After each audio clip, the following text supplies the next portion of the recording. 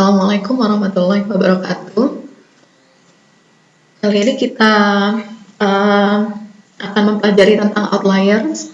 Ini bagian dari sesi perkuliahan kita untuk manajemen data di sesi yang ke-6. Harapannya dengan mempelajari outliers ini, mahasiswa memahami tentang outliers dan bagaimana mempraktekkan ketika mahasiswa bertemu dengan data-data outlier. Nah, ini adalah sekilas tentang outlier itu. Jadi, outlier itu adalah nilai ekstrim yang secara tidak normal berada di luar pola keseluruhan distribusi variabel. Jadi, kata kuncinya di sini adalah nilai ekstrim. Ada nilai yang jauh berbeda dari data dari data yang kita kumpulkan gitu, dan berada di luar pola keseluruhan distribusi variabel. Jadi misalkan dari data yang kita kumpulkan rentangnya itu 5 sampai 15 misalkan. Ternyata ada data yang nilainya itu 50. Ini kan jauh dari rentang atau pola keseluruhan distribusi variabel yang kita kumpulkan. Walaupun nanti sebenarnya para ahli mendefinisikan atau menghitung secara perhitungannya, batasannya seperti apa data tersebut itu baru kita sebut dengan outlier. Tapi secara umum outlier yaitu nilai yang ekstrim yang berada dari keumuman data yang kita kumpulkan. Nah, kenapa outlier ini perlu kita bahas? Karena pada biostatistika inferensial kita melakukan beberapa uji statistik. Nah, uji statistik itu terutama yang uji statistik parametrik itu asumsinya adalah distribusi data itu normal. Sementara kalau ada outlier itu akan mengakibatkan data itu distribusinya tidak normal. Nah, dengan distribusi datanya tidak normal, berarti asumsi uji statistik yang kita lakukan itu tidak sesuai lagi kan, berarti kita harus atasi outlier ini gitu. Nah, sebenarnya nanti ada penjelasan lebih lanjut mengenai tahapan-tahapan ketika kita menemukan data outlier, tapi seharusnya dari awal ini kita harus atasi pada saat sebelum kita melakukan pengumpulan data, bagaimana kita bisa merancang instrumen pengumpulan datanya dan hal-hal lainnya gitu, supaya tidak terjadi data outlier. Kalaupun nanti terjadi, itu ada beberapa pertimbangan gitu. Nah, kenapa outlier itu penting gitu? Kenapa perlu kita perhatikan? Karena outlier tadi kan nilai yang ekstrim. Nilai yang ekstrim itu akhirnya akan, kalau kita masukkan nilai outlier ini ke dalam analisis data kita, itu akan mengakibatkan hasil yang berbeda dari kalau kita hanya mengumpulkan data yang memang normal gitu. Maksudnya data yang memang ada di rentang yang kita amati. Tapi kalau tiba-tiba ada seperti tadi, misalkan rentang yang kita amati itu atau data yang kita kumpulkan itu sebenarnya rentangnya 5 sampai 15. Lalu tiba-tiba ada observasi kita yang angkanya itu 50. Nah, kalau kita masukkan angka 50 ini itu akan mengakibatkan perhitungan, misal kita hitung minnya itu akan berbeda dengan ketika kita hanya menghitung data yang rentangnya itu 5 sampai 15 misalkan. Nah, berarti nanti ada hasil min atau ya hasil min tersebut itu akan kita generalisasi ke populasi kan angka itu. Karena kalau karena di biostatistika inferensial itu kan kita menghitung nilai-nilai sampel supaya bisa kita generalisasi ke populasi. Berarti itu akan mempengaruhi validitas eksternalnya, berarti kesimpulan kita terhadap nilai di populasi itu akan berbeda. Jadi akan terpengaruh terhadap validitas eksternalnya. Selain validitas eksternal juga outlier ini bisa mempengaruhi validitas internal yang kita sebut dengan bias. Jadi hasil perhitungannya itu bisa under, bisa over. Kenapa bisa under, kenapa bisa over? Karena nilai ekstrim itu kan tidak selalu nilainya itu ekstrim yang besar gitu. Bisa juga ekstrim yang rendah. Jadi kalau dia angkanya terlalu rendah, itu bisa mengakibatkan underestimate. Jadi dari nilai yang seharusnya itu sangat jauh. Tapi kalau overestimate itu terlalu besar dari yang seharusnya gitu. Nah, berarti ini yang kita sebut dengan bias, berarti kita tidak bisa menyimpulkan atau memberikan hasil yang sesuai dengan apa yang ada gitu. Itu pentingnya kenapa outlier ini kita harus perhitungkan, harus kita atasi.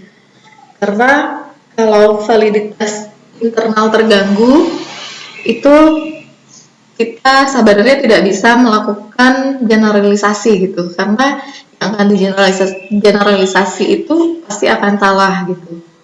Dan ternyata tidak hanya validitas internalnya yang terganggu, tapi juga ternyata validitas eksternal itu juga bisa terganggu kalau outlier tidak kita atasi sejak awal gitu.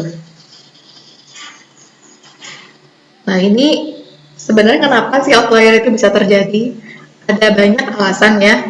Yang pertama karena kesalahan pada saat entry data. Jadi seharusnya pada saat kita mau melakukan entry data itu ada beberapa tahapan supaya kesalahan pada saat entry data itu bisa diminimalisir. Misalkan dengan membuat validasi pertanyaan. Jadi kita menggunakan software yang bisa melakukan batasan-batasan atau lompatan-lompatan gitu. Jadi ketika ada kesalahan data, kesalahan entry data itu pasti sudah tidak terjadi. Misalkan begini, kita menggunakan software itu Epidata misalkan. Nah, di Epidata itu kita bisa susun, kita bisa setting itu hanya rentang tertentu, jawaban di angka di rentang tertentu yang bisa kita entry. Misalkan untuk pertanyaan nomor 1, karena kemungkinan jawabannya hanya 1-10 misalkan, kita akan buat aturannya di Epidata itu yang bisa masuk hanya angka 1-10. Jadi ketika ada error, misalkan kita ketik jadi 100 misalkan, karena kelebihan 0, itu nggak bisa gitu. Nah, itu kita sudah mencegah dari awal. Nah, itu atau misalkan ada lompatan-lompatan pertanyaan. Misalkan kalau jawaban nomor 1 itu jawabannya tidak, itu harusnya loncat ke nomor 3 misalkan. Otomatis nomor 2 itu kan nggak terisi. Itu juga upaya kita untuk mencegah kesalahan atau error pada saat entry data. Lalu yang kedua, itu bisa jadi karena instrumen pengukuran kita yang membingungkan. Misalkan kuesioner itu pertanyaannya membuat bingung responden gitu, sehingga jawaban dari responden itu ya di luar dari ekspektasi kita, karena responden itu tidak menangkap apa yang kita maksud gitu. Juga bisa terjadi. Lalu yang ketiga, gagal membuat kode untuk data yang missing. Jadi biasanya kan data itu ada yang missing atau data yang tidak terisi. Nah, untuk data yang missing atau tidak terisi itu sering diberikan kode 999. Nah, kadang-kadang angka 999 ini itu dianggap sebagai entryan gitu. Padahal sebenarnya 999 ini itu adalah data yang missing gitu. Untuk mengidentifikasi data yang missing, harusnya kita beri label 999 ini adalah data missing. Lalu bisa juga karena datanya bukan berasal dari populasi yang seharusnya. Misalkan begini, sebenarnya responden kita itu hanya lansia misalkan, tapi karena mungkin tidak ada informasi atau secara teknis ada kendala, akhirnya bukan lansia yang turut serta juga, ternyata ada juga remaja yang turut serta gitu. Nah itu nanti pada saat kita misalkan mendata umurnya, itu ternyata ada umur di luar dari yang kita harapkan. Misalkan lansia harusnya 60 tahun ke atas, ini kenapa ada data yang berusia 12 tahun misalkan. Nah itu juga bisa terjadi karena seperti itu. Atau bisa juga karena memang ada nilai ekstrim yang sebenarnya dari populasi. Nah kalau seperti ini memang dia murni karena datanya memang seperti itu gitu. Nah ini yang kita mungkin agak susah ya, karena memang setelah kita cek ternyata ada yang angkanya itu sangat jauh dari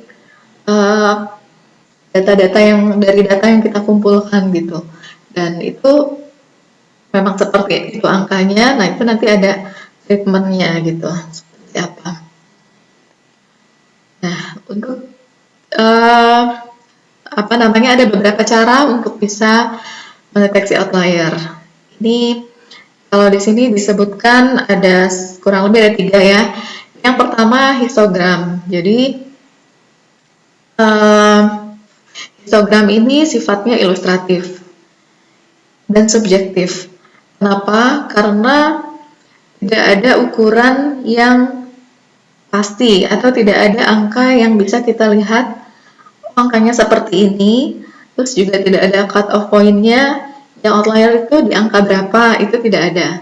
Jadi kita hanya mengandalkan kejelian mata kita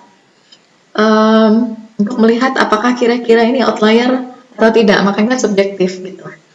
Nah ini contohnya adalah usia dari perawat yang bertugas di front line suatu rumah sakit. Jadi seharusnya kan perawat yang bekerja di bagian front line itu usianya ya di rentang misalkan 26 sampai dengan mungkin 55 tahun misalkan.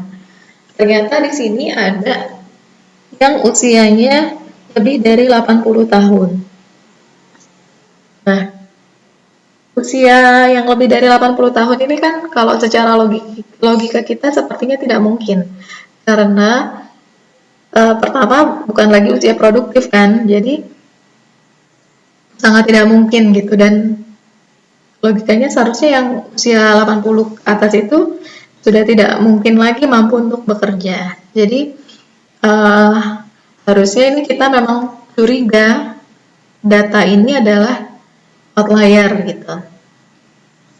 Nah, dari sini kan kita memang benar-benar hanya mengandalkan kejelian mata kita. Apakah ada angka yang sangat jauh dari data-data yang kita kumpulkan. Jadi,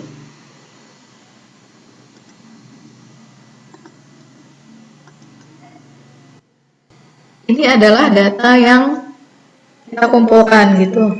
Tapi ternyata ada data yang sangat berbeda dari jaraknya sangat jauh ya dari sebaran datanya gitu, sebaran data yang ada di sini gitu. Nah ini kita harus curiga ini outlier. Tapi tadi kita sangat subjektif sekali menilai apakah ini jauh ataukah dekat jaraknya. Nah itu kelemahan dari histogram.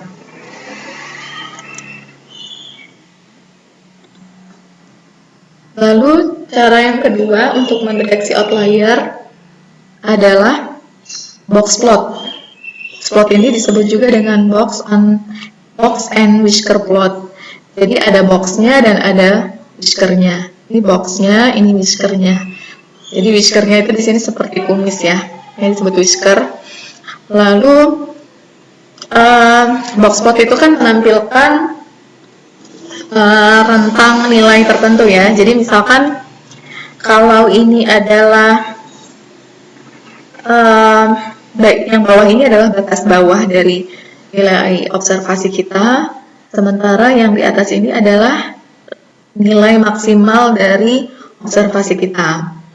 Nah, kotak ini yang di bagian tengah ini adalah median.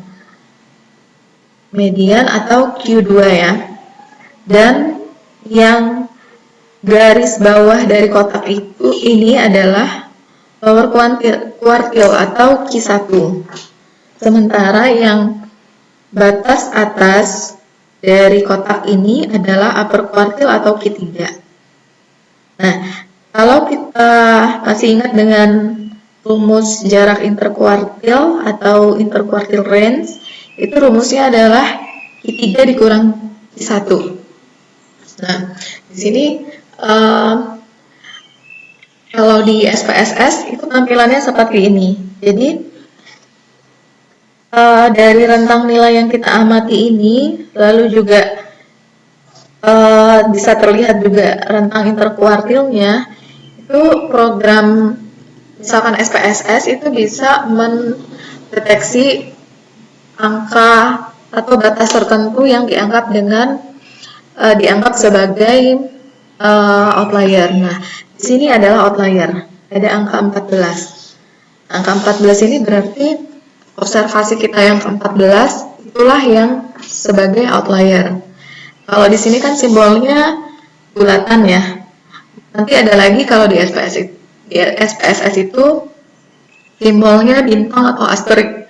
Nah, kalau yang bintang atau asterik itu adalah outlier yang ekstrim. Kalau yang bulat ini outlier yang mild ya, disebutnya mild outlier. Kalau yang asterik itu extreme outlier. Nah, kalau dari informasi yang diperoleh dari buku bacaan itu SPSS itu kalau tidak salah dia menganggap outlier itu ketika nilainya itu 1,5 kali dari interquartile range ini. Misalkan interquartile range-nya itu angkanya 3. Berarti kalau 1,5 kali 3 itu kan 4,5. Jadi ketika ada nilainya 4,5 lebih, itu akan dianggap sebagai mild outlier. Dan yang ekstrim itu kalau nggak salah 3 kali dari interquartile range. Jadi kalau 3 kali 3, 9. Jadi kalau angkanya di sini ada 9 atau 9 ke atas, itu akan ada tanda bintang gitu. Nah, di sini setidaknya sudah lebih mudah ya kita mengidentifikasi outlier dibandingkan yang histogram tadi gitu. Karena di sini ada penandanya mana yang outlier, mana yang tidak. Nah, ini penjelasan dari box plot sebenarnya. Nah, ini kalau di sini ada tanda asterisk ya. Ini ditandai sebagai outlier. Nah, di sini ada batas dianggap data itu masih normal. Ada batas atas, ada batas bawahnya. Nah, pasti ini ada perhitungannya juga. Jadi ketika lewat dari batas garis yang putus-putus ini, ketika itulah maka data itu disebut sebagai outlier.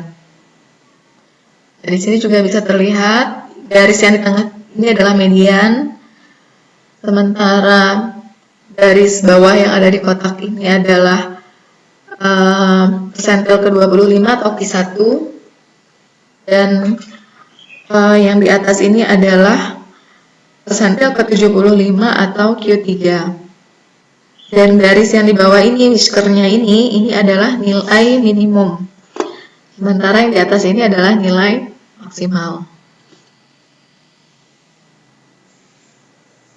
Nah, ada lagi cara mendeteksi outlier dengan kita menghitung interquartile range seperti yang tadi ya. Kalau di box plot itu kan visualisasinya. Nah, kalau yang ini sebenarnya kita bisa juga melakukan perhitungan. Nah, kelebihan dari interquartile range ini atau rentang interquartile ini adalah kita melakukan penilaian yang bersifat objektif. Outlier ditentukan berdasarkan jaraknya terhadap nilai tengah. Nilai tengahnya di sini ya interquartile range tadi, karena interquartile range itu juga memperhitungkan ini ya, nilai tengah juga. Nah, kapan dinyatakan outlier? Data dinyatakan outlier jika nilai tersebut berada di luar 1,5 kali dari panjang interquartile range pada kedua sisi dari batas kotak, yang kita sebut tadi dengan mild outlier, atau bisa juga dia Jadi extreme outlier. Extreme outlier itu ketika nilai tersebut berada di luar 3 kali dari panjang interpolated range pada kedua sisi dari batas kotak. Jadi sama-sama di sini ada kedua sisi ya. Jadi kedua sisi itu seperti ini. Bisa hanya di sini saja atau di sini saja, bisa jadi di dua-duanya. Berarti kalau dia yang ekstrimnya ekstrim rendah, berarti dia di bawah. Kalau dia ekstrim yang sangat tinggi itu ada di atas gitu. Jadi tidak selalu outlier itu yang nilainya tinggi, enggak. Bisa juga yang rendah gitu. Makanya di penjelasan ini disebutkan kedua sisi. Begitu juga untuk yang extreme outlier.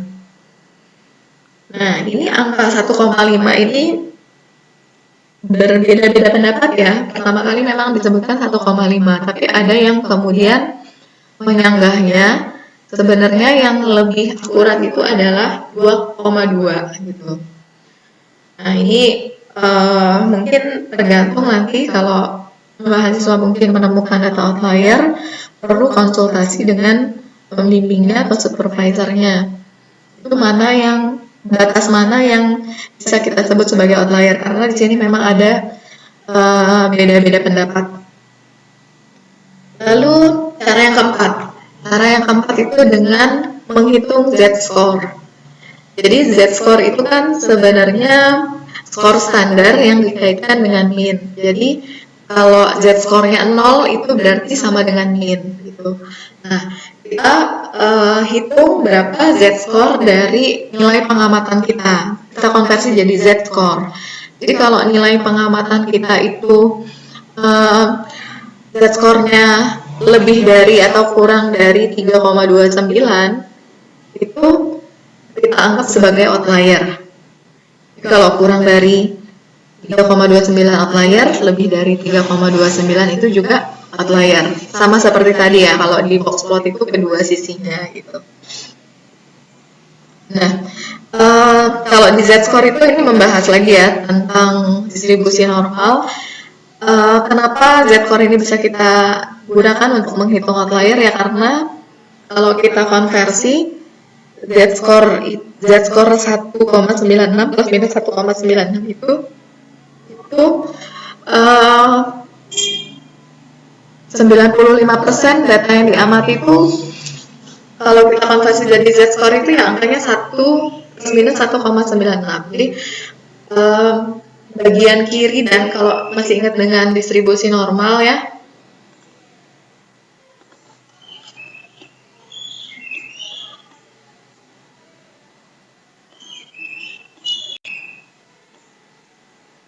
nah 95% data itu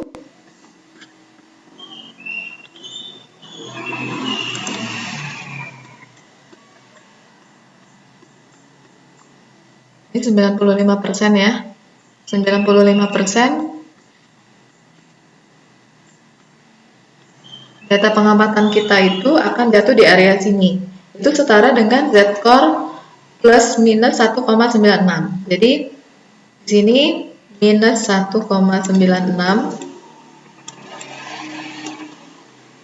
atau 1,96. Nah, dua area ini tuh setara dengan 95% dari data yang kita amati. Itu akan jatuh di area ini gitu. Atau kalau 99% data yang kita amati itu kita coba buat ilustrasinya di sini, yaitu setara dengan Z-score plus minus 2,58. Berarti yang di sini minus 2,58, yang di sini plus 2,58. Nah, ini semua areanya itu, semua area yang ada di antara batas ini itu sama dengan 99% data gitu. Jadi kalau kita amati 99% data yang kita amati itu akan jatuh di area ini gitu. Itu sama dengan Z-score plus minus 2,58. Jadi kalau dia nilainya atau jatuhnya di plus minus 3,29, berarti kalau di sini misalkan ada yang minus 3,30 misalkan nilai observasi kita itu kalau kita ubah jadi z-score itu 3,30 minus 3,30 ya berarti dia outlier gitu, outlier yang nilai ekstrimnya itu ekstrim yang ke bawah. Atau bisa jadi misal di sini kalau kita konversi jadi z-score dia nilainya adalah 3,30 misalkan, atau bisa jadi lebih dari 3,30, yaitu juga termasuk outlier yang nilainya itu ekstrim yang besar ya. Nah, ini adalah langkah-langkah kita mengatasi outlier. Jadi kita kembali lagi ke penyebabnya. Tadi beberapa penyebab dari outlier itu sebenarnya karena kesalahan entry atau kesalahan coding. Nah, kalau seperti ini sebenarnya solusinya ya kita kembali lagi ke data yang kita kumpulkan tadi. Kita coba lagi misalkan telusuri dari data primernya. Kalau misal itu dikumpulkan dengan kuesioner ya kita cek lagi kuesionernya. Apakah ada kesalahan entry ataukah tidak gitu. Kalau ada kesalahan entry ya kita langsung ubah saja datanya gitu. Karena itu murni karena human error. Atau bisa jadi karena mungkin kesalahan pada saat wawancara misalkan. Jadi di kuesioner itu memang tertulis seperti angka yang kita masukkan, tapi karena kita khawatir ini sepertinya outlier, kita bisa cross-check lagi ke respondennya. Terus setelah ditanyakan, oh ternyata memang ada kesalahan pada saat wawancara misalkan. Nah, kita tinggal perbaiki saja gitu kan data yang outlier tersebut. Tapi yang masalah adalah ketika memang itu adalah data yang ekstrim. Jadi ada data yang sangat berbeda jauh dari data yang dikumpulkan dan itu memang data yang sebenarnya. Nah, ini ada beberapa langkah-langkah ya. Yang pertama kita harus lakukan analisis data dulu dengan data tersebut. Kita coba masukkan dulu data outliernya hasilnya seperti apa. Lalu kita bandingkan dengan ketika kita menghilangkan data outlier tersebut itu seperti apa hasilnya. Kalau ternyata hasilnya sama saja, tidak berpengaruh dengan apa yang menjadi tujuan penelitian kita, ya tidak apa-apa, masukkan saja dari sini. Kalau dia tidak merubah hasil analisis, ya kita pertahankan atau tetap masukkan angka tersebut dalam analisis kita. Tapi kalau ternyata hasilnya sangat berubah atau sangat berbeda, di sini ada 3 kemungkinan ya yang bisa jadi alternatif. Bisa kita hapus, bisa kita ganti, atau kita lakukan transformasi data. Nah, menghapus ini ada yang sebenarnya tidak setuju juga ya, karena menghapus itu berarti nanti dia hasilnya nanti juga akan berbeda gitu. Ada yang tidak sepakat dengan melakukan penghapusan data. Lalu ada juga yang metodenya itu mengganti, misalkan diganti dengan min atau diganti dengan nilai yang paling tinggi, misalkan observasi kita itu yang paling tinggi nilainya adalah 10, berarti nilai yang ekstrem itu kita ganti dengan 10 misalkan. Nah, ini juga ada yang setuju, ada yang tidak gitu. Dan ada juga yang melakukan transformasi. Jadi transformasi ini dengan pemodelan matematika. Ini lebih rumit caranya gitu. Dan ini bisa dilakukan dengan software ya. Jadi ketika kita memang menemukan data yang benar-benar ekstrim dan ternyata setelah kita bandingkan hasilnya itu ternyata berbeda ketika kita masukkan dengan keluarkan data outlier tersebut, ini disarankan supaya kita berkonsultasi dengan orang yang lebih ahli. Misalkan kalau mahasiswa bisa dengan pembimbingnya, bisa dengan supervisornya gitu, untuk membahas bagaimana langkah untuk mengatasi outlier ini gitu. Karena sangat banyak sekali perbedaan pendapat ya. Nah, ini adalah contoh ketika kita melakukan penggantian data. Jadi ini ada 5 observasi. Data aslinya atau data mentahnya itu adalah seperti ini. Angkanya 1, 2, 3, 4, 9. Nah, kalau misalkan kita lakukan lakukan penghapusan data misalkan 9 ini kita anggap saja sebagai outlier. Nah, 9 ini kan tadi kalau kita kembali lagi ke sini bisa dengan cara menghapus, bisa dengan cara mengganti. Kalau kita hapus, berarti ini ya, kita buat 0, ini jumlah observasinya pasti berkurang kan, jadi 4. Min-nya yang awalnya 4,20 turun jadi 3,00. Standar deviasinya juga turun gitu. Jadi datanya di sini sebenarnya bervariasi, di sini datanya sangat tidak bervariasi ya, atau cenderung homogen gitu. Nah, tapi kalau kita bandingkan dengan kalau kita misal ubah angka ekstrim ini dengan angka yang paling besar dari pengamatan ini kan angka 4. Misalkan kita ganti yang angka ekstrim ini dengan angka yang paling besar dengan angka 4, maka nilai observasinya tetap min-nya 3,2 lebih tinggi ya daripada kalau kita hapus angka outlier tersebut, dan standar deviasinya juga lebih tinggi gitu. Sedikit lebih tinggi dibandingkan kalau kita menghapus data. Nah, berarti ada perbedaan kan kalau kita langsung menghapusnya dengan kita mengganti angka tersebut dengan angka yang maksimal. Nah, ini contoh dari perbandingan beberapa cara kita mengatasi outlier. Kembali lagi seperti yang tadi, ini sebaiknya dikonsultasikan dengan pembimbing atau dengan supervisor yang memang lebih mengerti seperti apa saran mereka, karena kadang kita juga harus pertimbangkan jumlah sampelnya. Kayak misalkan di sini sampelnya cuma 5, itu kalau kita kurangi 1 jadi 4 gitu. Jadi ada banyak pertimbangan, jumlah sampelnya juga nanti hasil analisisnya seperti apa, apakah nanti mempengaruhi tujuan penelitian kita ataukah tidak gitu. Nah, itu kalau kita konsultasikan dengan yang paham itu akan lebih enak. Nah, ini sumber bahan bacaan. Mungkin kalau ada yang tertarik, terutama di bagaimana cara kita mentreatment data-data yang outlier, itu ada di artikel yang kedua ini. Itu lumayan gamblang penjelasannya, silakan bagi yang tertarik untuk mempelajari lebih dalam. Sekian untuk materi hari ini, semoga bermanfaat. Silakan jika ada yang belum dipahami, kita bisa lanjutkan diskusi di forum. Terima kasih atas perhatiannya, mohon maaf kalau ada kesalahan. Wassalamualaikum warahmatullahi wabarakatuh.